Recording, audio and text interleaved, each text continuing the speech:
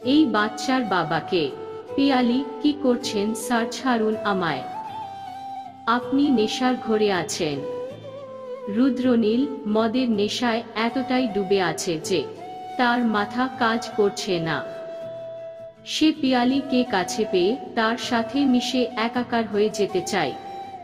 পিয়ালি যতটা পারছে নিজেকে চেষ্টা করছে ছাড়ানোর, কিন্তু রুদ্রনীলের মতো বডি শডিওয়ালা মানুষের সাথে পেরে ওঠে না।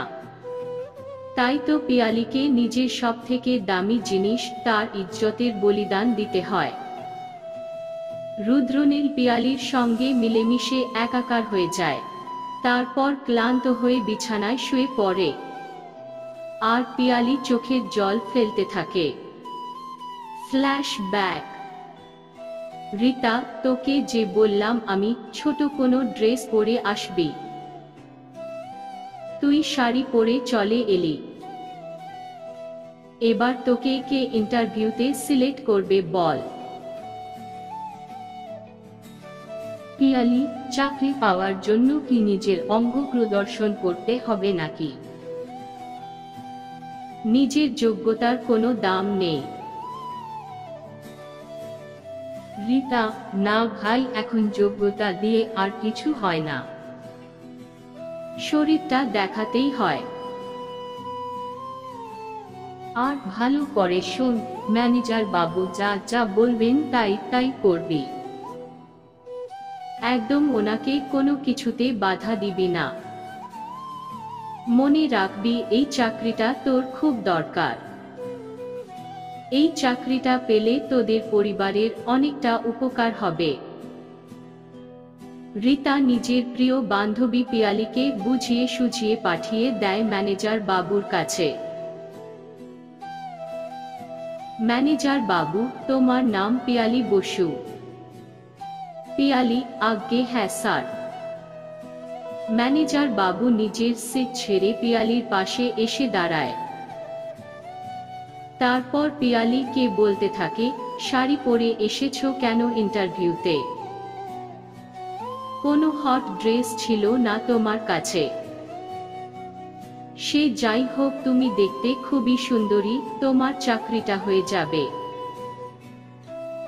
এই বলে ম্যানেজার বাবু তার হাতটা পিয়ালির কোমরে রাখে, আর সাথে সাথে পিয়ালি সজোরে একটা চড় মারে ম্যানেজার বাবুর গালে। ম্যানেজার বাবু, তোমার এত বড় সাহস আমাকে চড় মারো? পিয়ালি, ভাগ্য ভালো যে চড় মেরেছি, তোর মতো জানোয়ারকে জুতো পেটা করিনি। দুজনের মধ্যে বচসা এতটা শুরু হয়ে যায় যে বাইরে সবাই এসে জড়ো হয়ে যায় ম্যানেজার বাবুর কেবিনের বাইরে।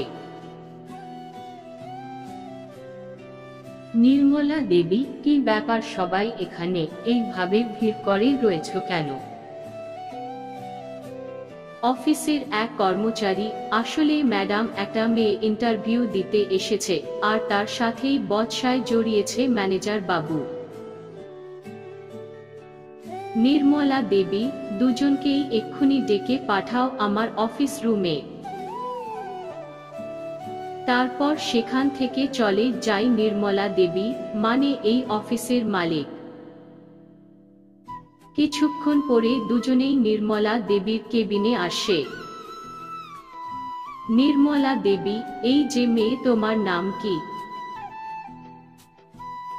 পিয়ালি, আমার নাম পিয়ালি বসু। নির্মলা দেবী, তা ইন্টারভিউ দিতে এসে কেউ ঝামেলা করে? পিয়ালি, এটা কে আপনি ইন্টারভিউ বলেন? ইন্টারভিউ নাম করে ডেকে এনে যৌন হয়রানি করানো হয়। নির্মলা দেবী, জাস্ট সেট আপ। কি বলছো তুমি? তোমার মাথা ঠিক আছে?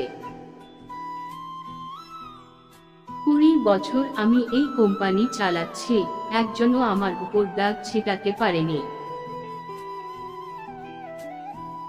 আর তুমি প্রথম দিন এসেই এই কোম্পানির নামে বদনাম করছো। পিয়ালি, আমি কোম্পানির নামে কোনো অভিযোগ করছি না। আমি এই মানুষরূপী জানোয়ারটার কথা বলছি। ম্যানেজার বাবু, দেখুন ম্যাডাম কত বড় সাহস, মেয়েটার আপনার সামনেই আমাকে গালাগালি দিচ্ছে। নির্মলা দেবী, ঠিক আছে, যদি তুমি প্রমাণ করতে পারো ম্যানেজার বাবুর দোষ আছে, তাহলে আমি নিজে হাতে এই ম্যানেজার বাবুকে শাস্তি দেব। আর যদি প্রমাণ না করতে পারো তাহলে আমি তোমাকে পুলিশের হাতে তুলে দেব। বলো রাজি আছো? পিয়ালি সাহসের সাথে উত্তর দেয়, হ্যাঁ রাজি আছি, আমি এক্ষুনি প্রমাণ করে দিচ্ছি। এই বলে পিয়ালি তার ব্যাগ থেকে তার ফোনটা বের করে একটা ভিডিও চালিয়ে দেয়। আর ওই ভিডিওটাই সাফ সাফ দেখা যাচ্ছে ম্যানেজার বাবু দুর্ব্যবহার করছে পিয়ালির সাথে। ভিডিওটা দেখার সাথে সাথে নির্মলা দেবী জোরে একটা থাপ্পড় মারলেন ম্যানেজার বাবুর গালে। নির্মলা দেবী, তুমি হয়তো ভুলে গেছো এই কোম্পানির মালিক আমি একজন মহিলা, একজন মেয়ে। তোমার সাহস কি করে হয় এই মেয়েটার সাথে খারাপ ব্যবহার করার? ম্যানেজার বাবু চুপচাপ মাথা নিচু করে দাঁড়িয়ে থাকে। এরপর কোম্পানির আরো সব মেয়েরা এসে ম্যানেজার বাবুর নামে অভিযোগ জানাতে থাকে। এই কোম্পানিতে প্রতিনিয়ত মেয়েদের সাথে যে যৌন হয়রানি হয়ে থাকে তার অভিযোগ জানাতে থাকে প্রত্যেকে। নির্মলা দেবী, তোমরা আমাকে আগে জানাওনি কেন? তাহলে তো অনেক আগেই এই জানোয়ারটাকে অফিস থেকে বের করে দিতাম আমি। মহিলা কর্মচারী, কি করে জানাবো ম্যাডাম? ম্যানেজার বাবু আমাদের ভয় দেখিয়েছিলেন। যদি আমরা কোনো অভিযোগ করি আপনার কাছে তাহলে আমাদের চাকরি খেয়ে নেবে। নির্মলা দেবী, ঠিক আছে, এই জানোয়ারটার কি ব্যবস্থা করা উচিত সেটা আমি দেখছি। গার্ডস কোথায় তোমরা? নির্মলা দেবী গার্ডস বলার সাথে সাথে 8-10 জন বডিগার্ড ছুটে আসে। গার্ডস, হ্যাঁ ম্যাডাম বলুন। নির্মলা দেবী, এই জানোয়ারটাকে নিয়ে যাও, মেরে হাড়গোড় ভেঙে দেবে, যাতে এই জানোয়ার আর কখনো কোনো মেয়ের সাথে অসভ্যতামি না করতে পারে। আর শোন, এই জানোয়ার আর কখনো যদি দেখেছি তোকে এই অফিসের চারপাশে তাহলে তোর কপালে অনেক দুঃখ আছে। এরপর গার্ডসরা ম্যানেজার বাবুকে মারতে মারতে অফিসের বাইরে নিয়ে চলে যায়। আর এদিকে সবাই পিয়ালির সাহসের জন্য হাততালি দিতে থাকে।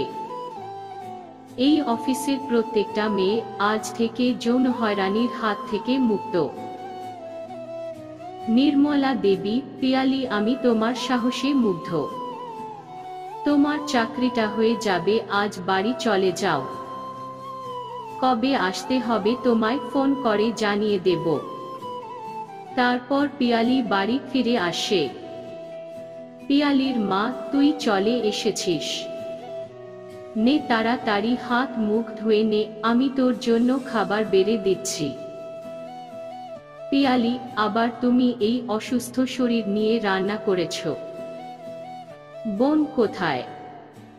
সে রান্না করতে পারেনি। পিয়ালির মা, আরে বাবা, তুলি রান্না করেছে, এই একটু আগে কলেজে গেল। তা তোর ইন্টারভিউ কেমন হলো? পিয়ালি মায়ের কাছে আজকের সমস্ত ঘটনা লুকিয়ে বলল। ইন্টারভিউ ভালো হয়েছে, মনে হচ্ছে চাকরিটা হয়ে যাবে। পিয়ালির মা, হয়ে গেলেই ভালো, দুর্গা দুর্গা। মায়ের কথায় পিয়ালি মনে মনে ভাবল, একটা চাকরি তো তার খুবই দরকার। অভাবের সংসার তাদের, ঠিক করে দুবেলা খাবার জোটে না। বাবার অকাল মৃত্যুর পর তাদের মাথার ওপর থেকে একটা ছাদ চলে যায়। বাবা ছিলেন ইন্ডিয়ান আর্মির এক সৈন্য। রিটায়ারমেন্টের কিছুদিন আগেই জঙ্গি হামলায় নিহত হন। তারপর থেকেই তাদের জীবনে নেমে আসে কষ্টের বন্যা। তার বাবার মৃত্যুর পর অনেক টিভি মিডিয়া, নেতা মন্ত্রীরা এসেছিল সহানুভূতি দেখাতে, কিন্তু কিছুদিন বাদে আর কাউকেই দেখা যায়নি। দুবনের দিকে পাড়ার লোকেরা যৌন দৃষ্টিতে তাকিয়ে থাকত। সাহায্য করার নামে মানুষেরা শুধু তাদের ফায়দা লুটতে আসত। বারবার তাদের দু বোনকে এই সমাজের কাছ থেকে যৌন হয়রানির শিকার হতে হয়েছে। তাই তো তারা প্রতিবাদ করতে শিখে গেছে। অন্যায়টা নিজের সাথে হোক বা অন্য কারো সাথে, প্রতিবাদ তারা করবে। পুরনো কথাগুলো ভেবে চোখে জল চলে আসে পিয়ালির। এক সপ্তাহ পরে একদিন দুপুর বেলা পিয়ালিদের ঘরে আসে রীতা। রীতা, পিয়ালি কংগ্রাচুলেশন কথাটা বলেই আনন্দের সঙ্গে জড়িয়ে ধরে নিজের বান্ধবীকে। রীতার যে কিসের এত আনন্দ সেটা বুঝতে পারে না পিয়ালি। পিয়ালি, আগে কি হয়েছে সেটা তো বল। রীতা, তোর চাকরিটা হয়ে গেছে।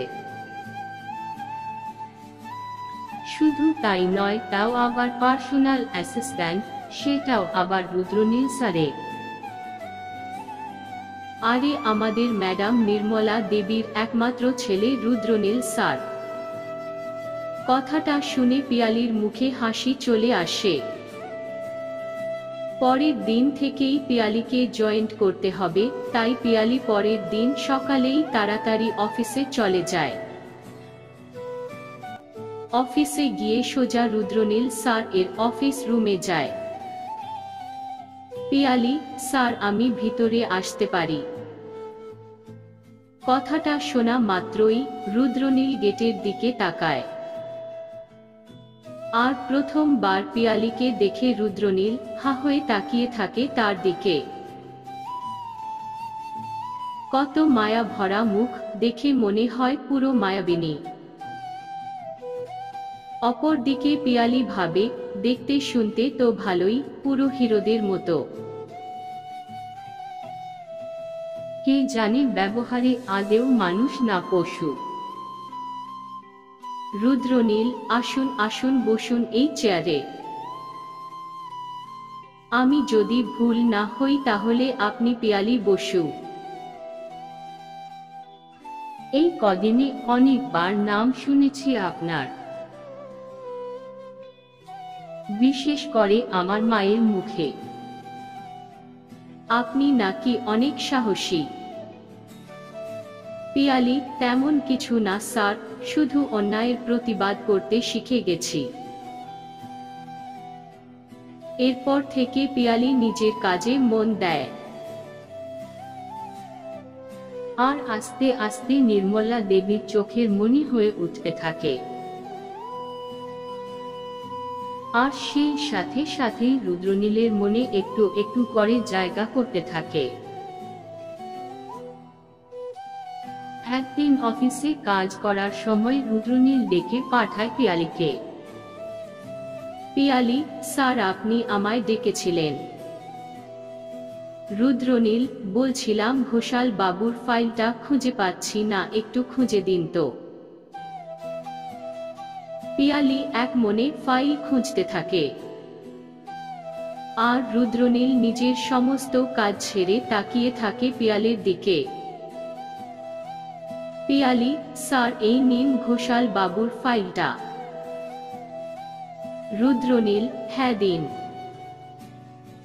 ফাইল নেয়ার বাহানায় রুদ্রনীল পিয়ালির হাতটা ধরে। আর সাথে সাথে পিয়ালির চোখটা রাগের লাল হয়ে যায়। রুদ্রনীল বুঝতে পারে সে ভুল করেছে, তাই সাথে সাথে ক্ষমা চেয়ে নেয়। এক সপ্তাহ পরে অফিসের কাজের জন্য রুদ্রনীলকে মুম্বাইয়ে যেতে হবে। আর তার সাথে যেতে হবে পিয়ালিকেও। পিয়ালি প্রথমে না করলেও নির্মলা দেবীর রিকোয়েস্টে যেতে রাজি হয়। তাই তো দুজন মিলে রওনা দেয় মুম্বাইয়ের উদ্দেশ্যে। প্রথম 2-3 দিন অফিসের কাজ নিয়েই ব্যস্ত ছিল তারা। একটা অনেক বড় প্রজেক্ট রুদ্রনীলদের কোম্পানি পেয়েছে।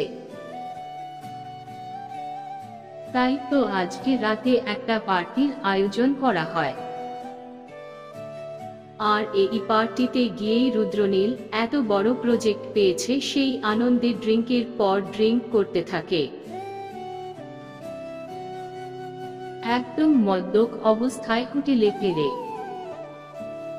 রুদ্রনীল নিজে থেকে চলতেও পারছে না, এতটা ড্রিঙ্ক করেছে। তাই তো পিয়ালি তাকে ধরে ধরে তার রুমে নিয়ে যায়।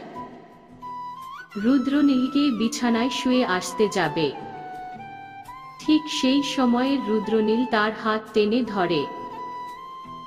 আর ওই মদ্যপ অবস্থায় পিয়ালিকে আই লাভ ইউ বলতে থাকে। রুদ্রনীল এর মুখে আই লাভ ইউ কথাটা শুনে আনন্দে আত্মহারা হয়ে যায় পিয়ালি। কিন্তু তারপরেই রুদ্রনীল তার সাথে খারাপ ব্যবহার শুরু করে। এই মদ্যপ অবস্থায় রুদ্রনীল পিয়ালিকে কাছে পেতে চায়। পিয়ালি সেই রকম মেয়ে নয়, তাই সে বারবার রুদ্রনীলের কাছ থেকে নিজেকে ছাড়াতে চায়। কিন্তু রুদ্রনীলের সাথে সে পেরে ওঠে না। তাই তো নিজের সতীত্ব তাকে খোয়াতে হয়। গল্পের পরবর্তী অংশ জানার জন্য চ্যানেলটিকে অবশ্যই সাবস্ক্রাইব করে রাখুন।